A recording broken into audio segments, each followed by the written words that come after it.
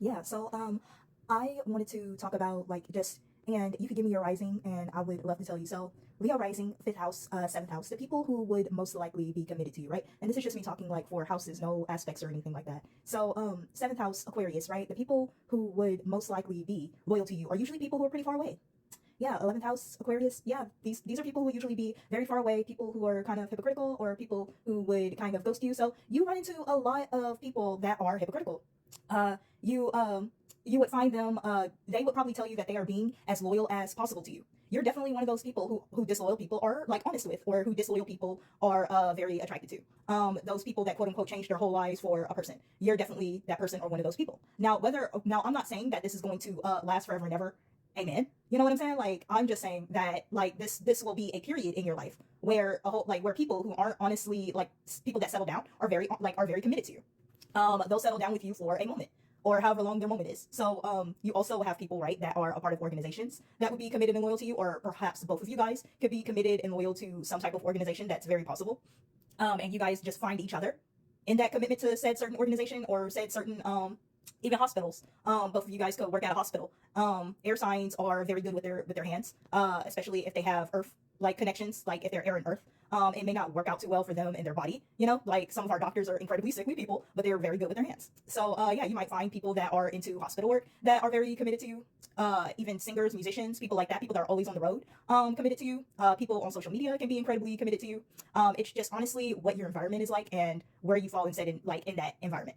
Astrocartography is also a very big player, especially when you have a Leo rising. Your fifth house is in Sagittarius. So I would, if your fifth house is Sagittarius or your seventh house is Sagittarius, I will always suggest, or if you even have a Venus in Sagittarius, I would always suggest that you try traveling a bit more to find out what you really love and even finding people, because something like that would actually work out for you. People would actually be attracted to you and your features if you have, you know, fifth house, seventh house Sagittarius or a Sag Venus. Things like that would honestly work out for you. Now let's talk fifth house Sagittarius. Fifth house Sagittarius as a Leo rising, you typically find partners again that aren't close to you, right? But since Sagittarius is in your fifth house, those people end up moving closer to you. You end up moving closer to them, or they end up moving closer to you. Moving around to see what happens romantically isn't something that's like that's weird for a Leo rising, right? Because the fifth house, the house of joy, gambling, romance, all of the things that tend to make life worth living, are in travel for you, are in philosophy. They're in school type deal. So things like that tend to work out for Leo risings. You would just have to actually get up and move around, get money and travel around to like different places, and you will really find out that people really do mess with you, that people really do like you. You stay there long enough, you might actually find something, you might actually find somebody. Especially if you move around your astrocartography.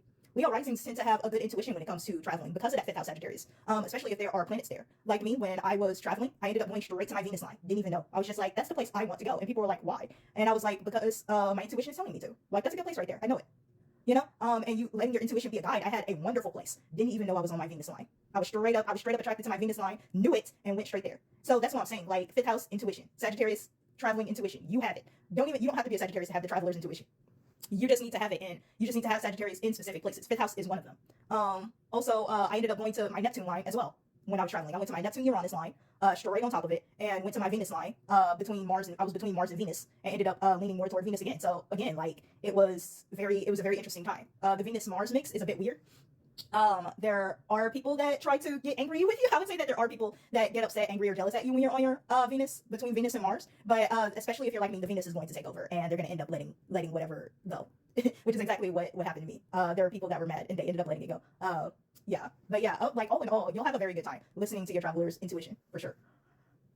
But yeah, if anybody wants to throw up their rising, I would love to talk about the seventh and fifth house.